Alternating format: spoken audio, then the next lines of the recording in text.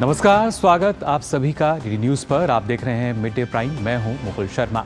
अगले 1 घंटे में हम बात करेंगे देश भर की बड़ी खबरों की। बताएंगे कि दुनिया भर में कौन कौन सी खबरों पर है सबकी नजर, क्या चल रहा है खेल और अर्थ जगत में, और कुछ झलके फिल्म, कला और संस्कृति के क्षेत्र की। लेकिन सबसे पहले बड़ी खबरें। जेडीयू राष्ट्रीय कार्यकारिणी की बैठक के बाद अध्यक्ष पद पर सियासी गहमागहमी बढ़ी। ललन सिंह के इस्तीफे से लेकर नीतीश कुमार के अध्यक्ष बनने तक अटकलें तेज।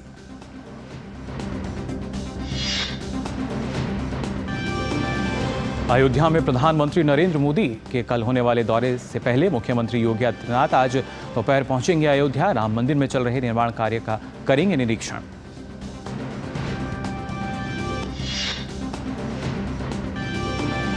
केंद्र, असम सरकार और उल्फा के बीच पूर्वोत्तर क्षेत्र में अस्थायी शांति के लिए त्रिपक्षीय समझौते पर आज होंगे हस्ताक्षर। गृह मंत्री अमित शाह रहेंगे मौजूद।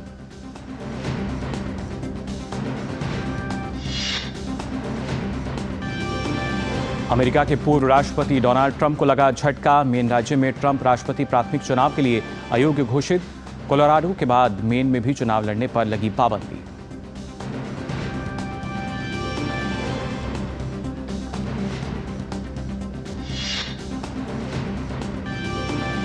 और उत्तर भारत में शीतलहर का प्रकोप जारी। मौसम विभाग ने अगले 3 दिन तक सुबह और रात के दौरान घने कोहरे की जारी की चेतावनी।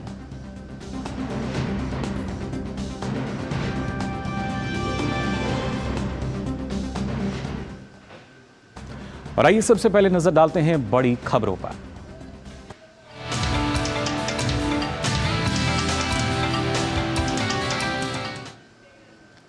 जनता दल यूनाइटेड की राष्ट्रीय कार्यकारिणी की आज नई दिल्ली में बैठक हुई। जेडीयू राष्ट्रीय कार्यकारिणी की बैठक के बाद अध्यक्ष पद पर सियासी गहमागहमी बढ़ गई। ललन सिंह के इस्तीफे से लेकर नीतीश कुमार के अध्यक्ष बनने तक अटकलें तेज हो गई हैं।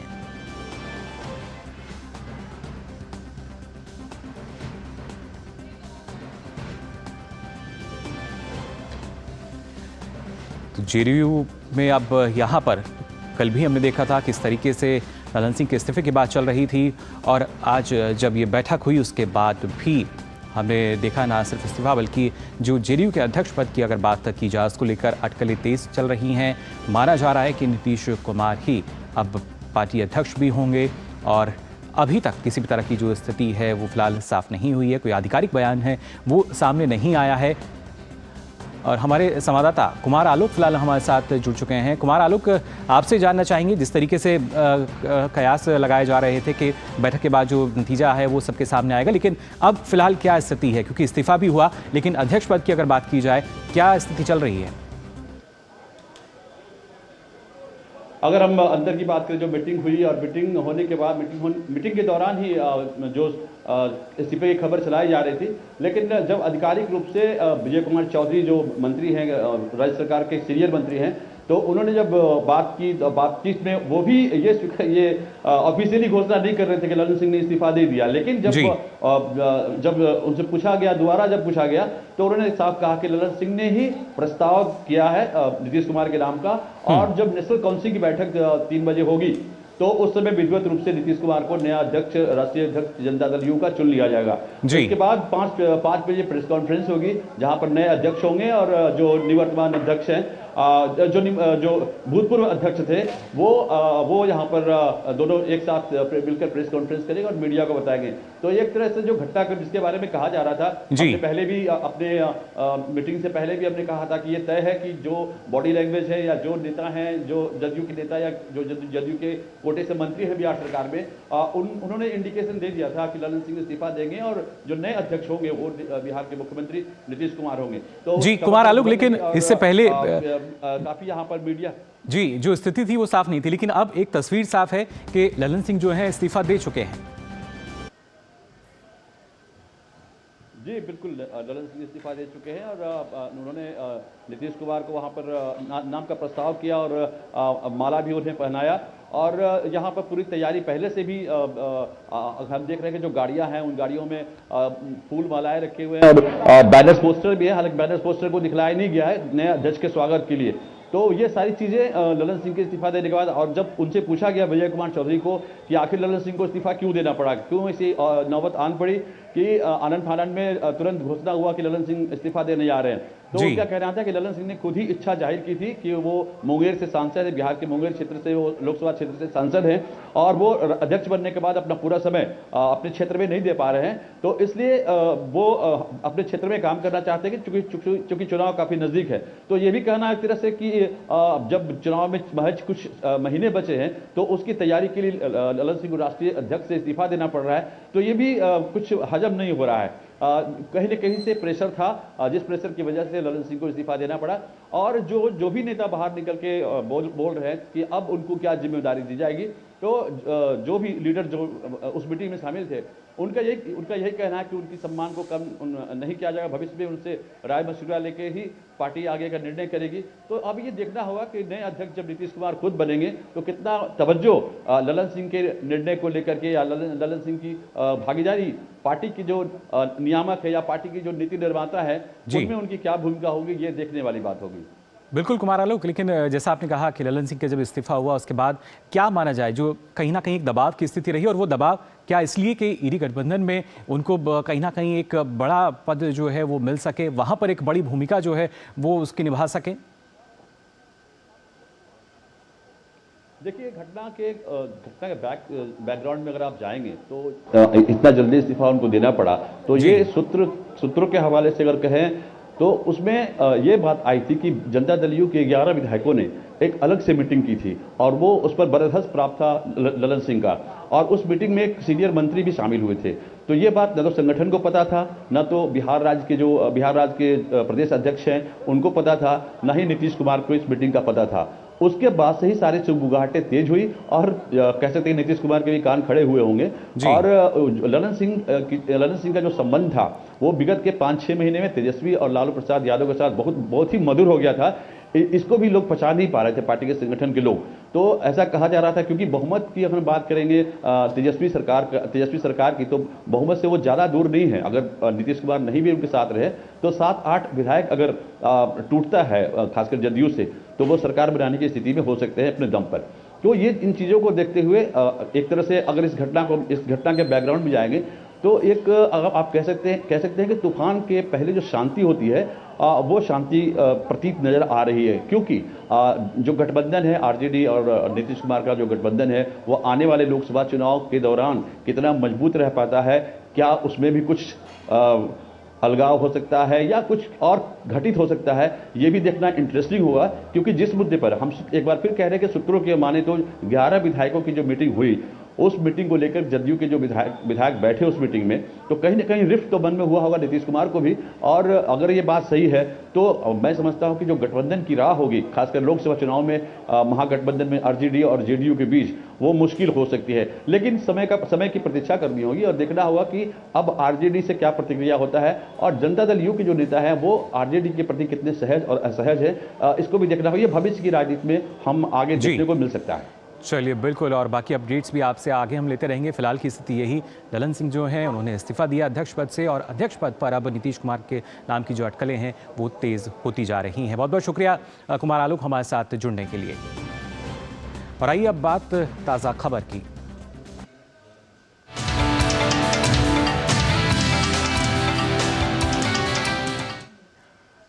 इजरायली दूतावास के पास विस्फोट मामले में दिल्ली पुलिस ने अभी तक 10 से अधिक लोगों से पूछताछ की है। इनमें 12 ऐसे लोग हैं जो विस्फोट से पहले उस स्थान के आसपास देखे गए। इसमें से एक ऑटो चालक का बयान भी लिया गया है जो उस दिन विस्फोट से पहले एक व्यक्ति को वहां तक छोड़ने गया था। पुलिस फेशियल रिकॉग्निशन टेक्नोलॉजी का इस्तेमाल करके साथ ही आसपास लगे सीसीटीवी फुटेज बारीकी से देख रही है।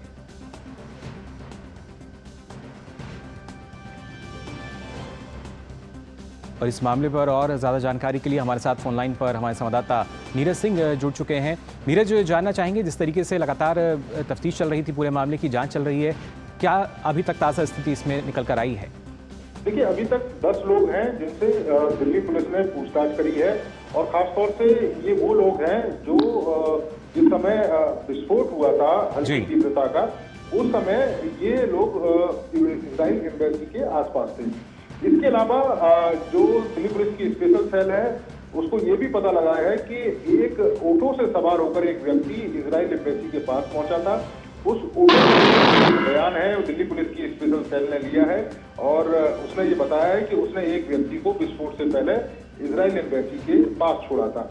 अब सबसे बड़ा सवाल ये है कि आखिर ये बम विस्फोट किसने अंजाम दिया और इसके पीछे मकसद क्या था, क्योंकि एनआईए भी इस मामले में जांच कर रही है, दिल्ली पुलिस की स्पेशल सेल भी कर रही है। पुलिस के जो अधिकारी हैं वो ये कह रहे हैं कि अभी किसी भी व्यक्ति को आइडेंटिफाई नहीं किया गया है कि जिसने इस घटना को अंजाम दिया है। जितने भी लोगों से बातचीत चल रही है या जिन लोगों से दिल्ली पुलिस पूछताछ कर रही है वो सभी संदिग्ध चेहरे हैं और अभी तक स्पष्ट रूप से नहीं कह सकते कि बम विस्फोट किसने अंजाम दिया, लेकिन इतना जरूर कह सकते हैं कि जिस तरीके से दिल्ली पुलिस की स्पेशल सेल इस पूरे मामले में जांच कर रही है, 1000 के करीब सीसीटीवी है उनको खंगाला जा रहा है। इसके अलावा फेस रिकॉग्निशन टेक्नोलॉजी उसका प्रयोग है वो भी किया जा रहा है। दिल्ली पुलिस कई सारी एजेंसियों के संपर्क में है। उम्मीद की जा रही है कि जल्द से जल्द इस मामले पर से पर्दा हट जाएगा, क्योंकि ये कोई पहला मामला नहीं है जब इजराइल एम्बेसी को टारगेट किया गया हो। इससे पहले भी 1-2 बार इजराइल एम्बेसी को टारगेट किया गया है। यही कारण है कि दिल्ली पुलिस सभी एंगलों से और बहुत ही सजगता से इस मामले की जांच कर रही है। बिल्कुल नीरज, और जिन लोगों से अभी तक पूछताछ की गई है, क्या उनकी किस तरह की संलिप्तता ना सिर्फ विस्फोट वाले दिन या उससे पहले दिनों की अगर बात की जाए, क्या उसमें भी पाई गई है? देखिए, जैसा कि मैं बता रहा था कि 10 से 12 के करीब जो लोग हैं जब विस्फोट हुआ था उस समय वो इजराइल एम्बेसी के आसपास थे। दिल्ली पुलिस ने उनमें से कुछ लोगों को आइडेंटिफाई किया है, उनसे पूछताछ भी हुई है और उनका जो मूवमेंट है वो सामान्य मूवमेंट माना गया है। दिल्ली पुलिस का ये कहना है कि वो अकस्मात ही उस समय मौजूद थे जब विस्फोट हुआ था, लेकिन कुछ एक लोग और हैं जिनसे अभी पूछताछ की जानी बाकी है।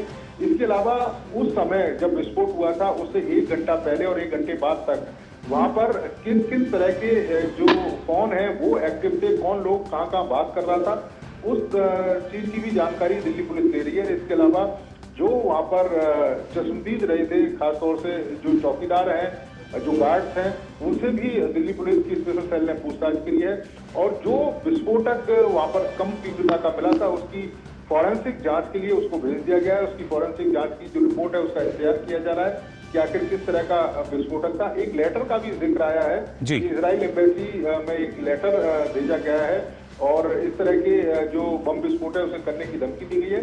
उस लेटर की सत्यता भी दिल्ली पुलिस जांच रही है। हालांकि अभी हम इतना ही कह सकते हैं कि दिल्ली पुलिस कई एंगलों से इस मामले की जांच कर रही है, कई लोगों से पूछताछ की गई है, लेकिन अभी तक स्पष्ट रूप से ये पुष्टि नहीं हुई है कि किस व्यक्ति ने इस घटना को अंजाम दिया है। हालांकि कई संदिग्ध हैं, जी बिल्कुल, पूछताछ की जाना अभी भी बाकी है। चलिए बिल्कुल, तो लगातार जो संदिग्ध हैं उनसे पूछताछ की जा रही है। बहुत बहुत शुक्रिया नीरज आपका इस तमाम जानकारी के लिए। और इसी के साथ ही मिड डे प्राइम में हम यहाँ रुकने एक छोटे से ब्रेक के लिए आप बने रहिए डीडी न्यूज़ पर। माँ, ये खीर किसके लिए? आज तेरे दादाजी का जन्मदिन है, उनके लिए। तो मैं दादाजी को क्या दूँ? अपना मोबाइल फोन देना। ये क्या कर रही है? दादाजी के लिए आयुष्मान कार्ड बना रही हूँ। घर बैठे? हाँ। आयुष्मान ऐप पर जाकर अपना या परिवार के सदस्य का नाम लाभार्थी सूची में ढूंढे, आधार, ओटीपी या फेस ऑथ द्वारा ऑथेंटिकेट करें, डिटेल्स भरें, अब मोबाइल से फोटो खींचकर अपलोड करें। दादाजी, ये लीजिए अपना आयुष्मान कार्ड। ये उपहार तो जीवन भर काम आएगा। और एक प्रकार से पीएम जय अब गरीबों की जय बन गई है। 5 लाख तक के मुफ्त उपचार की गारंटी, स्वास्थ्य का वरदान आयुष्मान। मोदी सरकार की गारंटी, कोई नहीं रहेगा भूखा। हर महीने 80 करोड़ लोगों को मिल रहा है मुफ्त राशन। हमारा संकल्प विकसित भारत। सर, बेरी पुलाव ट्राई करो, मस्त है। कैसा है? अरे उसको काहे को घूरता है? टिप्स इग्नोर करने का, अपना दिमाग लगाकर ऑर्डर देने का। मार्केट का स्टॉक टिप्स बहुत लोग देता है, डेंजरस हो सकता है। कंपनी और रिस्क पूरा समझने का, फिर इन्वेस्ट करने का। सोच कर, समझ कर, इन्वेस्ट कर। ब्रेक के बाद आप सभी का एक बार फिर स्वागत। डीडी न्यूज़ पर आप देख रहे हैं मिड डे प्राइम और आइए अब नजर डालते हैं अन्य राष्ट्रीय खबरों पर। नई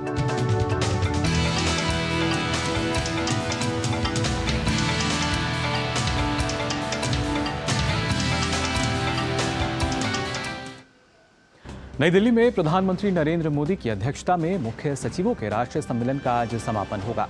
इस वर्ष सम्मेलन का मुख्य फोकस इज ऑफ लिविंग पर है। केंद्र सरकार के प्रतिनिधियों, मुख्य सचिवों और सभी राज्यों और केंद्र शासित प्रदेशों के अन्य वरिष्ठ अधिकारियों सहित 200 से अधिक लोग सम्मेलन में भाग ले रहे हैं। कल्याणकारी योजनाओं तक आसान पहुंच और सेवा वितरण में गुणवत्ता पर विशेष जोर देने के साथ सम्मेलन में भूमि और संपत्ति, बिजली, पेयजल, स्वास्थ्य और स्कूली शिक्षा जैसे 5 उप विषयों पर चर्चा की जा रही है। इनके अलावा साइबर सुरक्षा, उभरती चुनौतियां, आर्टिफिशियल इंटेलिजेंस पर परिप्रेक्ष्य, राज्यों की भूमिका, योजनाओं और स्वायत्त संस्थाओं का युक्तिकरण जैसे अहम विषयों पर विशेष सत्र आयोजित किए जा रहे हैं। इनके अलावा नशा मुक्ति, पर्यटन संवर्धन, राज्यों की ब्रांडिंग और भूमिका पर भी चर्चा की जा रही है। गौरतलब है कि सम्मेलन का पहला संस्करण 2022 में धर्मशाला में और दूसरा इस वर्ष दिल्ली में आयोजित किया गया। गृह मंत्री अमित शाह की मौजूदगी में आज केंद्र सरकार, असम सरकार और United Liberation Front of Assam ULFA के बीच त्रिपक्षीय समझौते पर हस्ताक्षर होंगे। इसका उद्देश्य पूर्वोत्तर क्षेत्र में अस्थायी शांति स्थापित करना है। इस मौके पर असम के मुख्यमंत्री हेमंत विश्व शर्मा और उल्फा के अरविंद राजखोवा नीत वार्ता समर्थक गुट के 1 दर्जन से अधिक शीर्ष नेता उपस्थित रहेंगे। इस समझौते में असम से जुड़े लंबे समय से लंबित राजनीतिक, आर्थिक और सामाजिक मुद्दों पर गौर किया जाएगा। इसके अलावा समझौते के तहत मूल निवासियों को सांस्कृतिक सुरक्षा और भूमि अधिकार भी प्रदान किया जाएगा। परेश बरुआ नीत उल्फा का कट्टरपंथी धड़ा इस समझौते का हिस्सा नहीं होगा।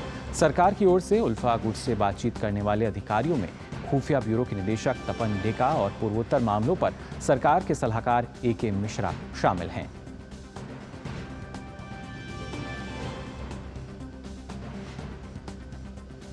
और आइए अब बात करते हैं रामनगरी अयोध्या की।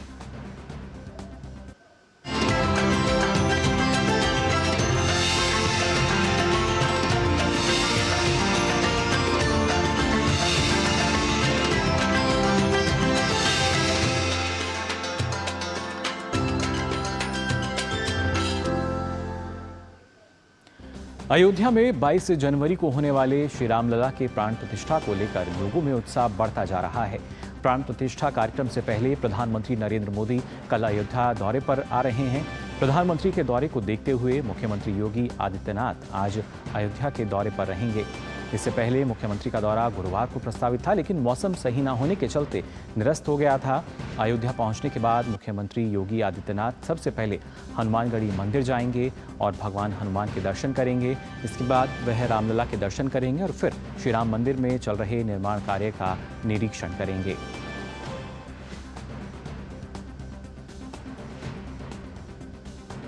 बाईस जनवरी को राम मंदिर के गर्भगृह में प्राण प्रतिष्ठा से पहले 30 दिसंबर यानी कल प्रधानमंत्री मोदी अयोध्या धाम रेलवे स्टेशन का उद्घाटन करेंगे।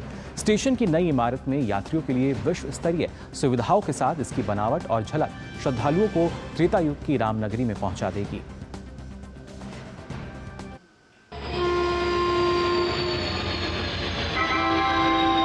कृपया ध्यान दीजिए, अगला स्टेशन है अयोध्या धाम जंक्शन।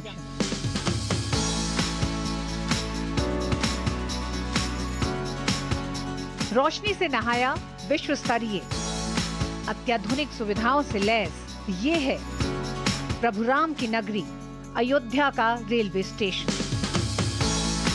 जिसे अब अयोध्या धाम के नाम से जाना जाएगा।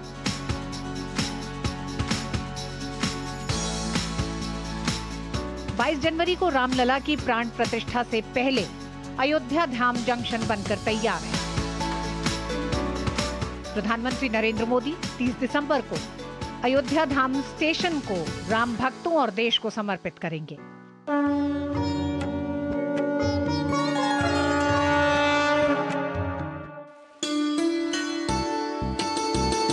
वर्षों से विकास की राह ताकती अयोध्या में मर्यादा पुरुषोत्तम श्री राम इंटरनेशनल एयरपोर्ट के साथ ही अब अयोध्या धाम रेलवे स्टेशन को ऐसे सुव्यवस्थित तरीके से विकसित किया गया है कि यहाँ की सुविधाओं के आगे बड़े एयरपोर्ट भी फीके पड़ जाएं।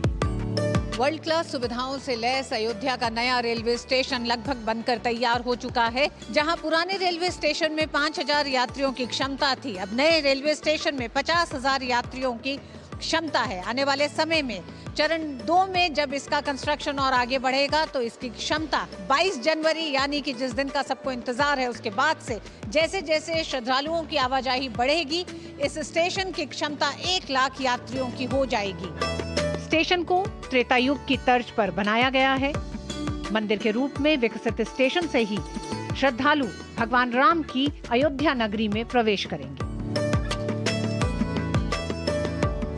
इसकी एक खासियत है शिखर की शोभा बढ़ाता मुकुट। सेंट्रल हॉल में एक मुकुट है और स्टेशन के दोनों तरफ शिखर है।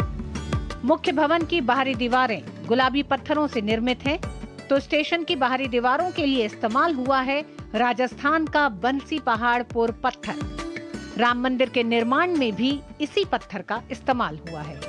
अयोध्या धाम स्टेशन में पुरातन और आधुनिकता का पूरा समावेश किया गया है। 10,000 स्क्वायर मीटर में बना स्टेशन अत्याधुनिक सुविधाओं से लैस है।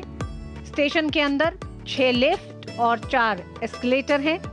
2 फूड प्लाजा के साथ ही यात्रियों की सुविधा के लिए ग्राउंड फ्लोर पर ही डिजिटल क्लॉक रूम है, तो गर्भवती और दूध पिलाने वाली महिलाओं के लिए अलग कमरे बनाए गए हैं। अयोध्या आने वाले हर श्रद्धालु के लिए स्टेशन पर आराम करने की व्यवस्था है। फर्स्ट फ्लोर पर एसी डॉर्मेट्रीज और रिटायरिंग रूम है। रेलवे ने 72,000 स्क्वायर मीटर का एयर कॉन्कोर्स बनाया है। ये भोपाल के रानी कमलापति स्टेशन से भी बड़ा है, जो कि 2,000 स्क्वायर मीटर में बना है। नए निर्माण में 3 प्लेटफॉर्म है। दूसरे चरण के निर्माण का काम पूरा होने पर अयोध्या धाम स्टेशन पर 6 प्लेटफॉर्म बनकर तैयार हो जाएंगे। अयोध्या आने वालों में नए स्टेशन के निर्माण को लेकर भी काफी उत्साह है। अब ये लगता है कि हम धर्म नगरी में आ गए हैं। महसूस होता है, इसके पहले जब आए थे तो अयोध्या लगता था कि यहाँ हमारा राम जन्मभूमि है, लेकिन नहीं, इस बार ये एहसास हुआ कि नहीं, हम सही जगह आए और बहुत ही अच्छा अरेंजमेंट है। हमें प्राउड है अपनी गवर्नमेंट पे कि उन्होंने इस चीज़ को सोचा है। ऐसा प्रतीत कर रहे हैं कि आज हम जैसे त्रेता युग में आ गए हो। हर चीज़ यहाँ पर बदली हुई नजर आ रही है। हर चीज़ यहाँ पर हमारे को पहले से सुव्यवस्थित और सुंदर नजर आ रही है। स्टेशन से राम मंदिर की दूरी करीब 1 किलोमीटर है। 1 जनवरी को श्रद्धालुओं के लिए अयोध्या धाम स्टेशन को खोल दिया जाएगा।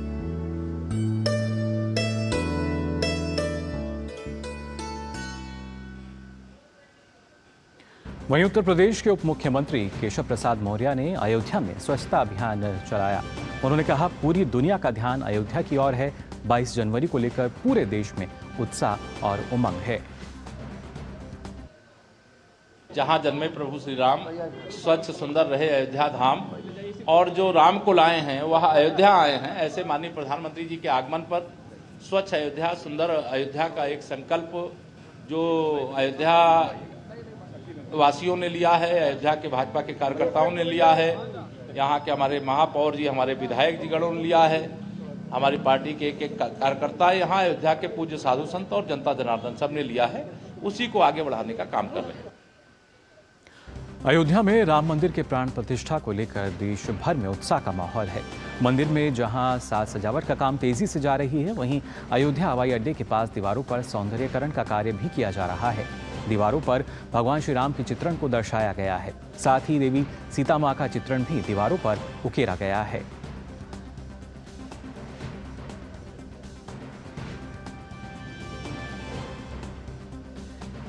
लगातार आप देख सकते हैं अलग अलग चित्र जो हैं वो उकेरे गए हैं, जिससे अयोध्या में प्रवेश करते ही हर तरफ जो श्रद्धालु पहुंचे उन्हें त्रेता युग की झलक जो है वो नजर आ सके।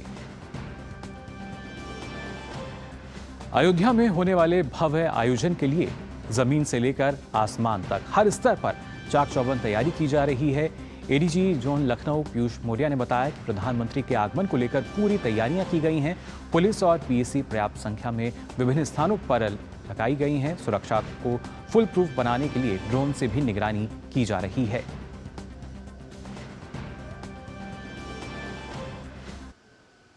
माननीय प्रधानमंत्री जी के अयोध्या आगमन पर सुरक्षा के सभी मानकों के अनुसार पुलिस द्वारा तैयारियां की गई हैं और जो है आज संपूर्ण कार्यक्रम की रिहर्सल की जा रही है।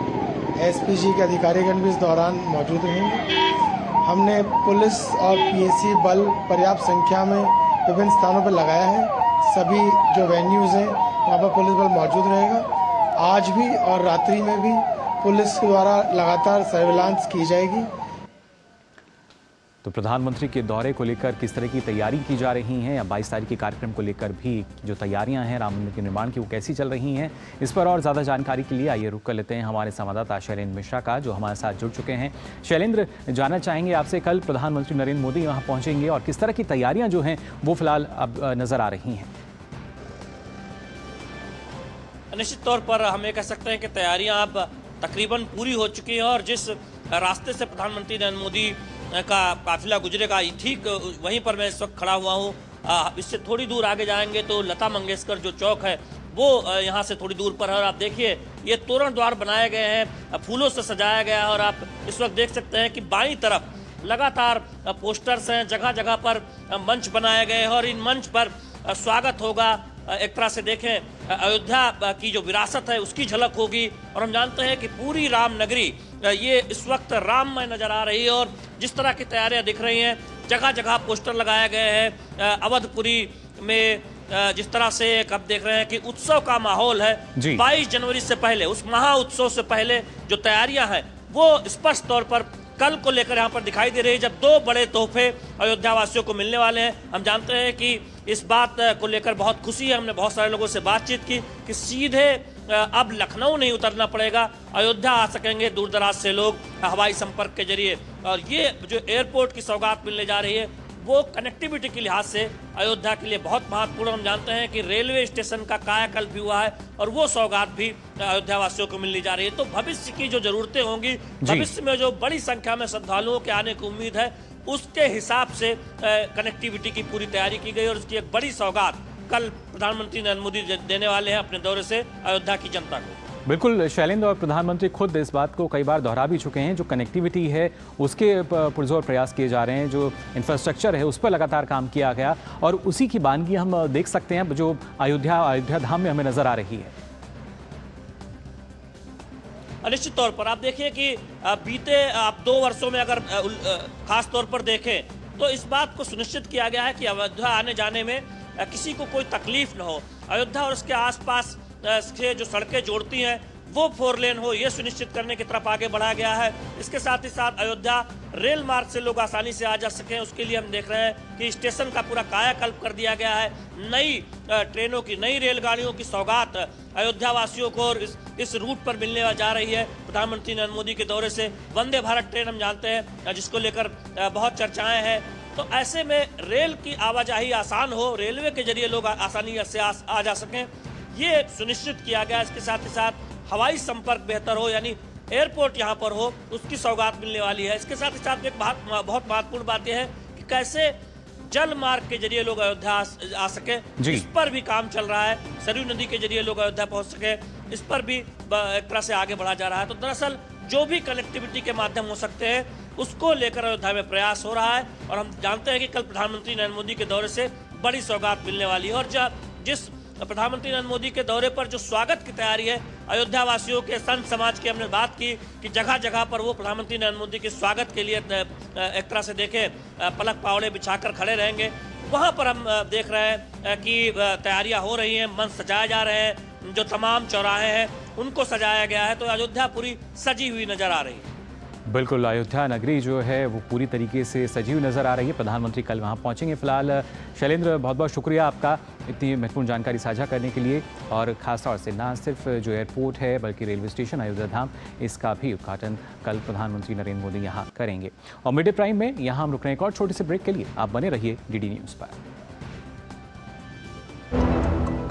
अच्छी चीजों में समय लगता है, खूबसूरती निखारने में वक्त लगता है। ब्यूटीफुल डिजाइन्स टेक टाइम, लेकिन केवाईसी अपडेट मिनटों में। केवाईसी अपडेट अब आप घर बैठे बैठे भी कर सकते हैं। Registered email, registered mobile number, online banking से, आधार, ओटीपी बेस्ड ई केवाईसी से, या फिर वीडियो केवाईसी से। यहाँ तक कि अकाउंट भी घर बैठे बैठे खोला जा सकता है। आरबीआई कहता है, इन्हीं से सुनिए, जानकार बनिए, सतर्क रहिए। तुम्हें पता है इन्वेस्टर्स के लिए एक इन्वेस्टर प्रोटेक्शन फंड होता है, IPF। लेकिन अगर तुम्हारा ट्रेड एक्सचेंज पर एग्जीक्यूट नहीं हुआ या फिर कोई गारंटीड रिटर्न्स वाली स्कीम है तो ये IPF आपकी मदद नहीं कर सकता है।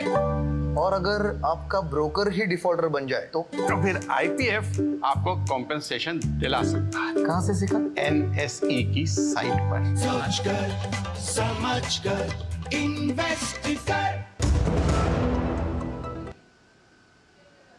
ब्रेक के बाद आप सभी का एक बार फिर स्वागत मिड डे प्राइम में। खबरों में आगे बढ़ते हैं। उत्तर भारत में शीतलहर का प्रकोप जारी है।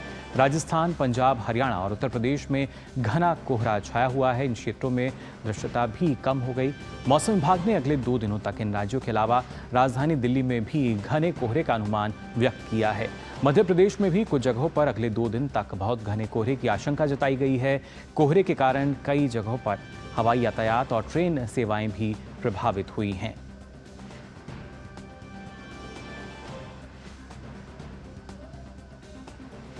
इस बीच मौसम विभाग ने केरल, तमिलनाडु, पुदुचेरी और लक्षद्वीप में अगले 4 दिनों तक हल्की से मध्यम बारिश का भी पूर्वानुमान व्यक्त किया है।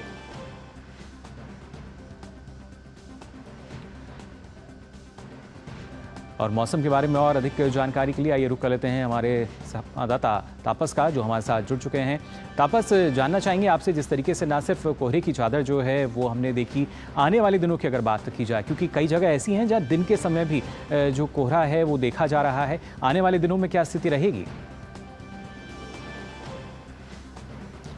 जी देखिए, आज दिल्ली और आसपास के इलाके, खासतौर से चंडीगढ़ और जो हरियाणा, पंजाब, यहाँ पे रेड अलर्ट जारी किया गया है, क्योंकि यही जो आसपास के जगह हैं, खासतौर पे यहाँ पे सुबह 4 बजे से लेकर 10 बजे तक बहुत ज़्यादा विजिबिलिटी लो हो गई थी।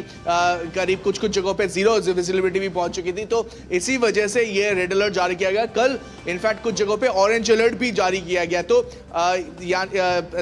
बृहस्पतिवार से शुक्रवार रेड अलर्ट जारी किया गया था और कल शनिवार को ये ऑरेंज अलर्ट जारी किया गया है। तो इस वजह से किया जा रहा है कि जिससे कि लोग गाड़ी लेके कम निकले, क्योंकि जब गाड़ी लेके निकलते खासतौर से नेशनल हाईवे की तरफ, तब हमने देखा कि जो कुछ पॉकेट्स ऐसे हैं वहां पे एक्सीडेंट्स होने के चांसेस बहुत ज्यादा बढ़ जाते हैं। इनफैक्ट अगर मैं बात करूं ट्रेन सर्विसेज की, तो बहुत सारे ट्रेन ऐसे हैं जो 7 से 8 घंटे के डिले पे चल रहे हैं, तो वो भी बहुत ज़्यादा इम्पैक्ट किया, क्योंकि बहुत स्लो मूवमेंट हो जाती है रेलवेज की। उसके साथ साथ फ्लाइट मूवमेंट्स अगर मैं बात करूं तो बहुत सारे फ्लाइट जो है डाइवर्टेड नहीं हुए, लेकिन डिले चल रहे हैं। और खासतौर से ये जो पर्टिकुलर टाइम है, मैं कह रहा हूँ सुबह अर्ली मॉर्निंग का, वो बहुत अहम समय हो जाता है, जहाँ पे जो डिले है वो ज़्यादा देखने को मिलता है। तो यातायात में दिक्कत है, और ये एक और रीज़न है कि मेट्रोलॉजिकल डिपार्टमेंट ने ये रेड अलर्ट और ऑरेंज अलर्ट जारी किया गया। अमूमन हमने देखा है कि ज़्यादा ठंड पे या फिर ज़्यादा जैसे कहते हैं ना गर्मी पे ये रेड अलर्ट जारी किया जाता है, बारिश पे रेड अलर्ट जारी किया जाता है, लेकिन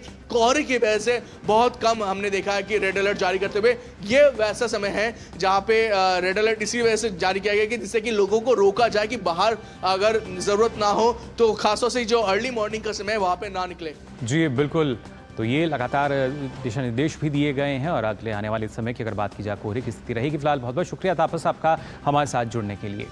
और आइए मिड डे प्राइम में बात करते हैं विकसित भारत संकल्प यात्रा की।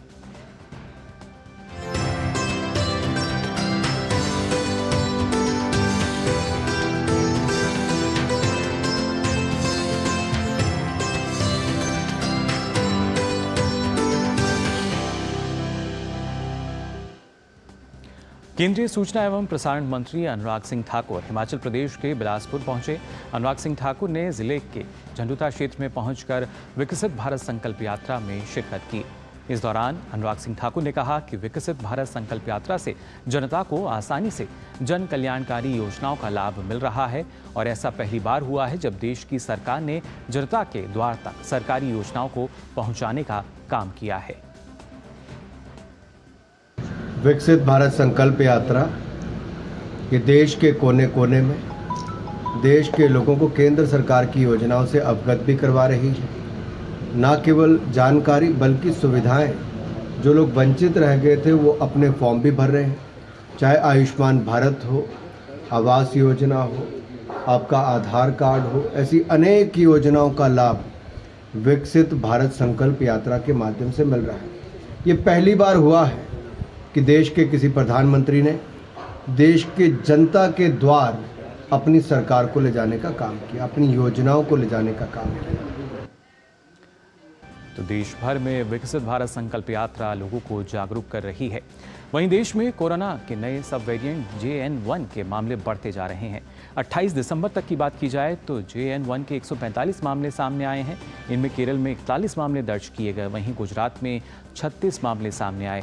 इसके साथ ही कर्नाटक में 34, गोवा में 14 मामले, महाराष्ट्र में 9 और राजस्थान में 4 मामले दर्ज किए गए।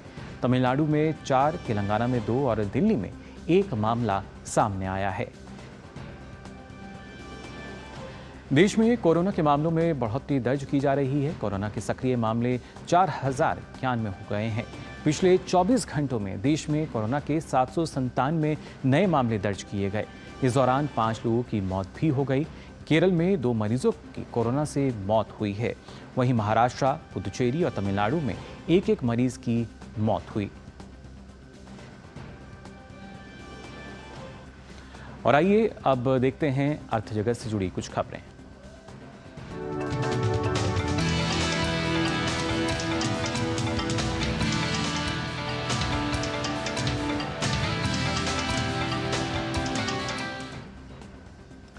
साल के आखिरी कारोबारी दिन आज भारतीय शेयर बाजार गिरावट के साथ खुले। कारोबार की शुरुआत में सेंसेक्स 172 अंक की गिरावट के साथ 72,237 के स्तर पर, वहीं निफ्टी भी 53 अंक की गिरावट के साथ 21,725 के स्तर पर खुला। फिलहाल की अगर बात की जाए तो अब से कुछ देर पहले सेंसेक्स 165 अंक से अधिक की गिरावट के साथ 72,242 के स्तर पर और निफ्टी 50 अंक से अधिक की गिरावट के साथ 21,727 के स्तर पर कारोबार करता नजर आया। हालांकि कल की बात करें तो कारोबार के आखिर में सेंसेक्स और निफ्टी दोनों हरे निशान के साथ बंद हुए थे। इस पर और ज़्यादा जानकारी के लिए हमारे संवाददाता अजय मिश्रा हमारे साथ जुड़ चुके हैं। अजय, जानना चाहेंगे आपसे, जिस तरीके से आज साल का आखिरी दिन है और अब पूरे साल भर हमने देखा उतार चढ़ाव की स्थिति रही, लेकिन खासतौर से अगर आज की बात की जाए, क्योंकि भले ही आज कारोबारी दिन आखिरी हो साल का, लेकिन कई नए कीर्तिमान भी हमने देखे हैं इस साल जो रहे हैं। अगर आज की बात करें तो आज जैसा कि आपने बताया कि साल का कैलेंडर की समाप्ति का आज दिन है, और अगर दिसंबर की बात करें हम तो अब केवल दिसंबर महीने में ही 7% तक की बढ़ोतरी शेयर बाजार ने देखी है। ये जबरदस्त महीना रहा है। 12 महीने में सबसे ज्यादा रिटर्न दिसंबर के महीने में ही अभी तक दिखाई दिया है। अगर पूरे साल की हम बात करें अनुकूल तो 18% से ज्यादा का रिटर्न निफ्टी ने दिया है और करीब करीब 20% सेंसेक्स में बढ़ोतरी देखी गई है। इसकी वजह जो जानकार है वो मान रहे हैं कि जो लगातार हमने देखा कि भारत की अर्थव्यवस्था में मजबूती बनी हुई है। 7.8% पहले क्वार्टर में, 7.6% दूसरे क्वार्टर में। इसके साथ ही जो लगातार निवेश पर जोर है सरकार का, जिसमें इंफ्रास्ट्रक्चर पर बहुत ही ज्यादा जबरदस्त पुश दिया जा रहा है। कैपेक्स करीब 10 लाख करोड़ रुपए का सरकार का अपना खुद का है। उसकी वजह से आपने देखा डिफेंस, इंफ्रास्ट्रक्चर और जो रियल एस्टेट स्टॉक्स है उसमें काफी तेजी दिखाई दी है। बैंकिंग और फाइनेंशियल सेक्टर भी काफी मजबूत दिखाई दे रहा है। ऐसा इसलिए क्योंकि जो बैंकों का एनपीए है, नेट एनपीए 1% से नीचे आ गया है, वो बहुत ही सकारात्मक है बैलेंस शीट के लिहाज से। और उम्मीद ये की जा सकती है कि 2024 में भी ये तेजी जारी रहेगी। सभी लोग ये कह रहे हैं कि जो ब्याज दरों की संभावना बढ़ने की थी वो समाप्त हो गई है। यूएस मार्केट में रिकवरी है, यूएस की इकोनॉमी में रिकवरी आ रही है। देश के घरेलू संस्थागत जो निवेशक है उन्होंने जो फॉरेन इंस्टीट्यूशनल इन्वेस्टर्स है उनसे ज्यादा निवेश किया है। ये एक नया ट्रेंड है इस देश के लिए, और ये दिखाता है कि देश के निवेशकों का भी भरोसा भारतीय अर्थव्यवस्था, भारतीय शेयर बाजार में है। और आगे भी ये जो गति है, ये फोकस है, ये जो रुझान है बने रहने की। बिल्कुल अजय, और खासतौर से जैसा आपने बताया कि जो निवेशक हैं उनके लिए पहली पसंद के रूप में भारत उभर कर सामने आया। और इसके साथ साथ हमने देखा कि दिसंबर महीने में अभी तक शायद जो IPO हैं वो भी ज़्यादा संख्या में नजर आए थे। शानदार साल रहा पूरे IPO के लिए भी, और 72 बड़ी कंपनियां, 137 से ज्यादा छोटी कंपनियों ने IPO का दरवाजा खटखटाया और निवेशकों ने भी जबरदस्त वहां से मुनाफा कमाया। टाटा कंसल्टेंसी की, टाटा टेक्नोलॉजी की बात करें तो उन्होंने जबरदस्त मुनाफा दिया। साथ ही सरकारी कंपनी इरेडा ने भी काफी अच्छा रिटर्न दिया है। अदानी के शेयर्स में हमने देखा है कि काफी ज्यादा उछाल देखा गया। तो आपने सही कहा कि आईपीओ के लिहाज से भी ये साल बहुत ही शानदार रहा है और जो इसमें खास बात यह है कि जो छोटी मझोली कंपनियां हैं उन्होंने जबरदस्त शेयर बाजार में वापसी की है और लिस्टिंग के जरिए, और साथ साथ कुछ स्टार्टअप्स भी हैं जिन्होंने आजमाया है दाव अपने शेयर बाजार में। भले ही थोड़ी गिरावट जरूर देखी गई है, गिरावट और उतार चढ़ाव का सिलसिला ही शेयर बाजार बनाता है। तो आपने बिल्कुल सही कहा कि आईपीओ के लिए भी काफी शानदार साल रहा है 2023। बिल्कुल, और इसके साथ साथ खासतौर से अगर देखा जाए, हमने देखा कि अलग अलग कीर्तिमान जो हैं वो हमने देखे हैं इस वर्ष की अगर बात की जाए। फिलहाल अजय, आपका बहुत बहुत शुक्रिया इतनी महत्वपूर्ण जानकारी हमारे साथ साझा करने के लिए। तो जाना आपने किस तरीके से कारोबार जगत में क्या कुछ खास रहा है, और आइए बात उन खबरों की जो दुनिया भर में सुर्खियों में छाई हुई हैं।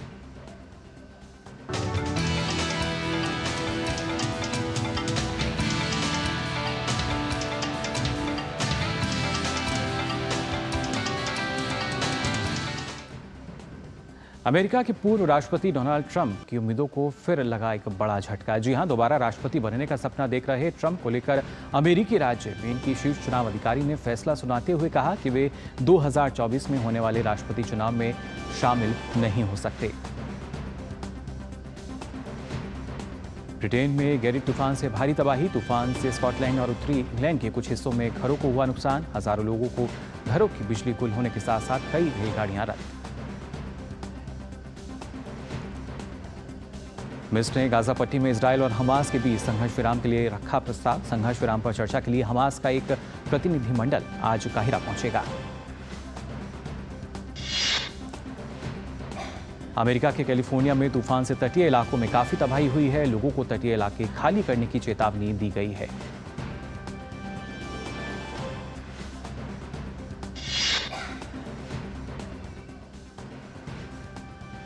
और इसी के साथ ही मिड डे प्राइम में हम रुक रहे हैं एक और छोटे से ब्रेक के लिए। आप बने रहिए डीडी न्यूज पर।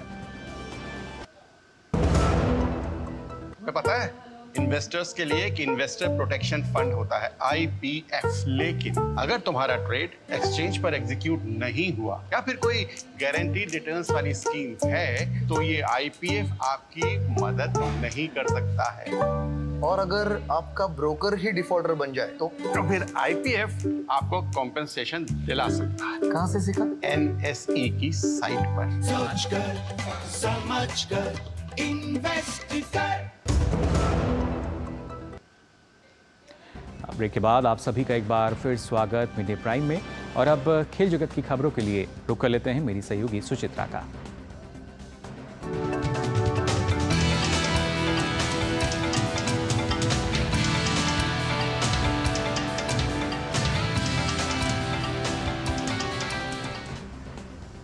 तो आज खेल जगत की अगर बात की जाए, क्या कुछ खास रहा सुचित्रा इसमें? जी बिल्कुल, हार के कारणों पर नजर डाल लेते हैं मुकुल। जिस तरह की करारी हार मिली कल भारतीय टीम को दक्षिण अफ्रीका में टेस्ट सीरीज जीतने का, भारत का सपना सेंचुरियन टेस्ट में मिली हार के साथ टूट गया। महज 3 दिन के अंदर ही टीम इंडिया को हार मिली और टीम ने खुद को हर मोर्चे पर कमजोर पाया। आइए इस रिपोर्ट के जरिए समझते हैं कि आखिर इस हार की बड़ी वजह क्या रही।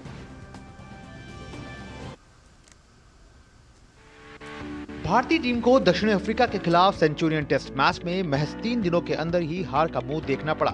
इस हार के बाद अब टीम इंडिया का दक्षिण अफ्रीका में सीरीज जीतने का इंतजार और बढ़ गया है। मैच में भारतीय टीम को पारी और 32 रनों से हार का मुंह देखना पड़ा। दूसरी पारी में भारतीय टीम महज 131 रनों के मामूली स्कोर पर ऑल आउट हो गई। इस हार के कारणों में जाएं तो सबसे पहला कारण बल्लेबाजों का फ्लॉप शो। भारतीय टीम इस मुकाबले की दोनों पारियों में ही बल्लेबाजी के लिहाज से बुरी तरह फ्लॉप रही। केएल राहुल के बल्ले से पहली पारी में आया शतक और दूसरी पारी में कोहली के 76 रनों को छोड़ दिया जाए तो कोई भी बल्लेबाज अफ्रीकी गेंदबाज के आगे टिक नहीं पाया। पहली पारी में 5 बल्लेबाज सिंगल डिजिट में आउट हुए और दूसरी पारी में ये आंकड़ा 8 बल्लेबाजों तक चला गया। गेंदबाजी में दम नहीं। शार्दुल ठाकुर और प्रसिद्ध कृष्णा उम्मीद के अनुरूप प्रदर्शन नहीं कर पाए। गेंदबाजी में लाइनों लेंथ की कमी पूरी तरह से दिखाई दी। विपक्षी बल्लेबाजों ने आसानी से चौके जड़े। शार्दुल ठाकुर ने 19 ओवर में 101 रन खर्च किए, वहीं प्रसिद्ध कृष्णा ने 20 ओवर में 93 रन लुटाए। लगभग 200 रन इन दोनों ने खर्च किए। इसके चलते भी अफ्रीकी टीम को बड़ा स्कोर करने का मौका मिला। टीन एल्गर की बड़ी पारी। अफ्रीकी ओपनर बल्लेबाज डीन एल्गर शानदार खेल दिखाते हुए भारतीय गेंदबाजों की लाइनो लेंथ बिगाड़ते रहे। उन्होंने 185 रन बनाए।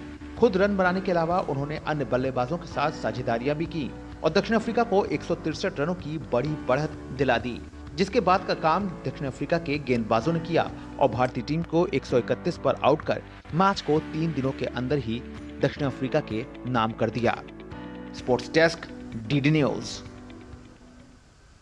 और खेल जगत से जुड़ी कुछ अन्य प्रमुख खबरों को जानने के लिए देख लेते हैं ये स्पोर्ट्स रैप।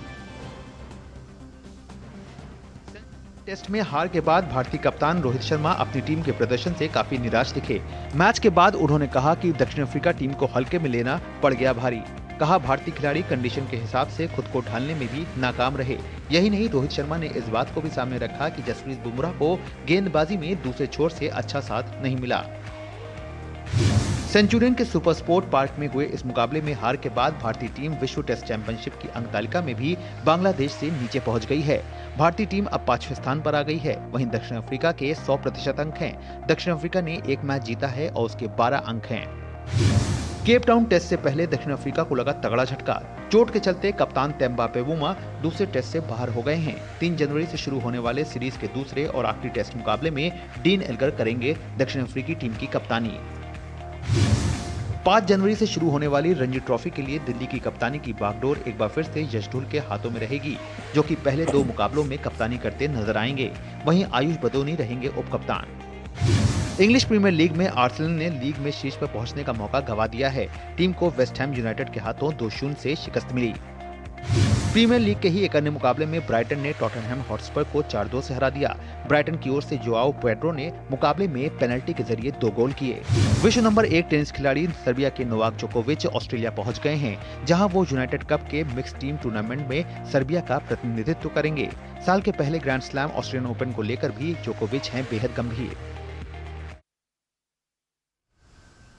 साल 2023 में क्रिकेट की दुनिया की बात करें तो भारत में हुआ क्रिकेट विश्व कप इस साल की हाईलाइट रहा। विराट कोहली ने सचिन तेंदुलकर का रिकॉर्ड तोड़ा, वहीं हार्दिक पांड्या की मुंबई इंडियंस में वापसी और मिशेल स्टार्क का आईपीएल का सबसे महंगा खिलाड़ी बनना भी चर्चा में रहा। भारत में विश्व कप का आयोजन। साल 2023 में वनडे विश्व कप का आयोजन भारत में हुआ। विश्व कप के दौरान कई बड़े उलटफेर देखने को मिले। अफगानिस्तान ने पिछली चैंपियन इंग्लैंड को मात दी, वहीं नीदरलैंड्स ने दक्षिण अफ्रीका जैसी दिग्गज को हराकर सबको चौंका दिया। भारतीय टीम ने न्यूजीलैंड के खिलाफ विश्व कप के इतिहास में पहली बार जीत दर्ज की। भारत ने न्यूजीलैंड को पहले लीग मैच में और फिर सेमीफाइनल में हराया। विराट कोहली ने तोड़ा सचिन तेंदुलकर का रिकॉर्ड। विश्व कप के दौरान ही विराट कोहली ने इतिहास रचते हुए सचिन तेंदुलकर के सबसे ज्यादा वनडे शतक के रिकॉर्ड को तोड़ा। मोहम्मद शामी विश्व कप में सबसे ज्यादा विकेट लेने वाले गेंदबाज रहे, वहीं विराट कोहली को विश्व कप का प्लेयर ऑफ द टूर्नामेंट चुना गया। भारत को फाइनल में मिली हार। भारतीय टीम ने पूरी प्रतियोगिता में शानदार प्रदर्शन किया और अविजित रहते हुए फाइनल में जगह बनाई। हालांकि फाइनल मुकाबले में भारत को ऑस्ट्रेलिया के खिलाफ हार का सामना करना पड़ा। भारत ने जीता एशिया कप। भारतीय टीम ने श्रीलंका में आयोजित एशिया कप जीतने में कामयाबी पाई। भारत ने फाइनल में श्रीलंका को हराकर 8वीं बार एशिया कप अपने नाम किया। दक्षिण अफ्रीका में जीती वनडे सीरीज। साल का अंत भारत ने दक्षिण अफ्रीका के खिलाफ ऐतिहासिक जीत के साथ किया। भारत ने दक्षिण अफ्रीका को उसके घर में आयोजित वनडे सीरीज में 2-1 से मात दी। ये दक्षिण अफ्रीका में भारत की दूसरी वनडे सीरीज जीत रही। चेन्नई सुपर किंग्स बनी IPL champion. Indian Premier League में इस साल चेन्नई सुपर किंग्स चैंपियन बनी। चेन्नई की टीम फाइनल में गुजरात टाइटंस को मात देकर 5वीं बार आईपीएल चैंपियन बनी। हार्दिक पांड्या की मुंबई इंडियंस में वापसी। आईपीएल के अगले सीजन के लिए एक बड़े ट्रांसफर में हार्दिक पांड्या गुजरात टाइटंस को छोड़कर मुंबई इंडियंस में वापस आ गए। अगले सीजन में हार्दिक पांड्या मुंबई इंडियंस के कप्तान होंगे। मिचेल स्टार्क आईपीएल के सबसे महंगे खिलाड़ी बने। आईपीएल की नीलामी में ऑस्ट्रेलिया के मिचेल स्टार्क ने इतिहास रचा। वे आईपीएल के इतिहास में सबसे महंगे खिलाड़ी बने। उन्हें कोलकाता नाइट राइडर्स ने 24.75 करोड़ रुपए में खरीदा। भारतीय महिला टीम का शानदार प्रदर्शन। भारतीय महिला क्रिकेट टीम के लिए भी ये साल शानदार रहा। भारत ने अपने घर पर पहली बार इंग्लैंड को टेस्ट में हराया। वहीं साल के अंत में भारत ने ऑस्ट्रेलिया को पहली बार टेस्ट क्रिकेट में शिकस्त दी। Sports desk, DD news. तो खेल की खबरों में फिलहाल इतना ही। वापस चलते हैं मुकुल के पास। शुक्रिया सुचित्रा। और आइए अब मिड डे प्राइम में हम आगे बढ़ेंगे और यहाँ बात करते हैं काशी तमिल संगमम की।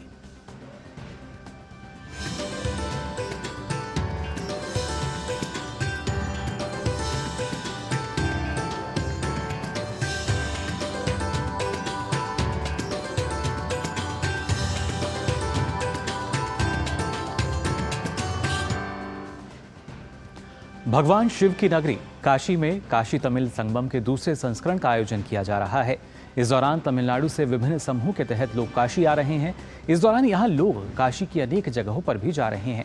इस कार्यक्रम का उद्देश्य काशी और तमिलनाडु के बीच जीवंत संबंधों को पुनर्जीवित करना है, जो प्राचीन भारत में शिक्षा और संस्कृति के दो महत्वपूर्ण केंद्र थे।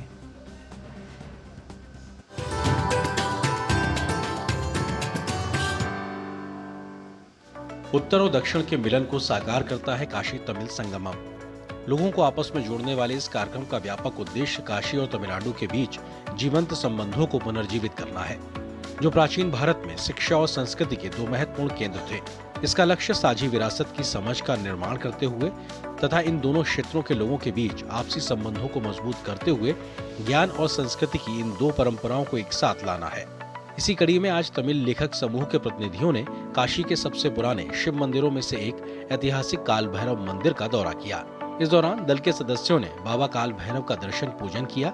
गौरतलब है कि भगवान काल भैरव को शहर का रक्षक भी माना जाता है। इसके अलावा तमिलनाडु के इस छठे समूह ने विश्व प्रसिद्ध श्री काशी विश्वनाथ मंदिर और सारनाथ का दौरा किया। इस दौरान इन लोगों के चेहरों पर रोमांच और खुशी दोनों देखी जा सकती थी। वाराणसी में काशी तमिल संगमम के तहत कार्यक्रम में तमिलनाडु के विभिन्न उत्पादों के स्टॉल भी लगाए गए हैं। तमिलनाडु के व्यापारियों द्वारा लगाए गए ये स्टॉल काशी के लोगों के लिए बड़ा आकर्षण का केंद्र है। खास बात यह है कि इन स्टॉल्स पर कौशल विकास के साथ साथ प्रधानमंत्री के विजन मिलेट्स के उत्पादों को भी रखा गया है, जिनमें मिलेट्स से निर्मित बिस्किट, नमकीन, कुकीज, पास्ता, नूडल्स के अलावा रस्क तथा ढेरों बेकरी आइटम्स को यहाँ बेचा जा रहा है।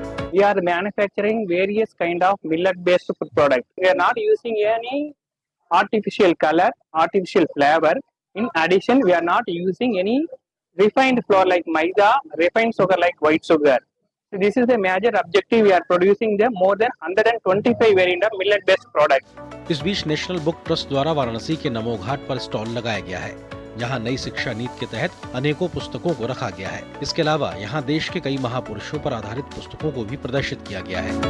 न्यू एजुकेशन पॉलिसी के ऊपर किताब छपा हुआ है 2020 का, उसका बाइलिंगुअल है। सुब्रमण्य भारती का एक किताब है, इनका हुआ है, और डीके पट्टम्माल, ये भी तमिलनाडु का है। श्रीनिवास रामानुजन, ये भी तमिल का है। तिरुकुरल, कपलस तिरुकुरल, सेंट तिरुवल्लुवर। वहीं दूसरी तरफ काशी तमिल संगमम का हिस्सा बनने वाले सदस्य अपने आप को भाग्यशाली मान रहे हैं। समूह के सभी सदस्यों ने इस ऐतिहासिक यात्रा को साकार बनाने के लिए प्रधानमंत्री नरेंद्र मोदी समेत केंद्र और राज्य सरकार की बहुत सराहना की है। हम रामेश्वर है तो काशी का अभी फर्स्ट बार आया, दर्शन करने के लिए आया। अच्छे से गवर्नमेंट मोदी जी अच्छा सर करते हैं। We are just giving a thanks for Modi ji and also UP Yogi ji. Thanks for giving this opportunity for us to participate and getting a bless from Kashi Vishwanath and all this apart from the temple. Thanks for everyone. Thank you. इसके अलावा तमिलनाडु और काशी की संस्कृति से जुड़े सांस्कृतिक कार्यक्रम भी काशी के नमो घाट पर आयोजित किए जा रहे हैं। इनका लोग भरपूर आनंद उठा रहे हैं। गौरतलब है कि काशी तमिल संगमम के आयोजन का उद्देश्य दो संस्कृतियों के बीच प्राचीन बौद्धिक, सांस्कृतिक, आध्यात्मिक और कारीगरी संबंधों को फिर से स्थापित करना है। काशी से डॉक्टर हरिकेश बहादुर गौतम के साथ ब्यूरो रिपोर्ट, डीडी न्यूज़।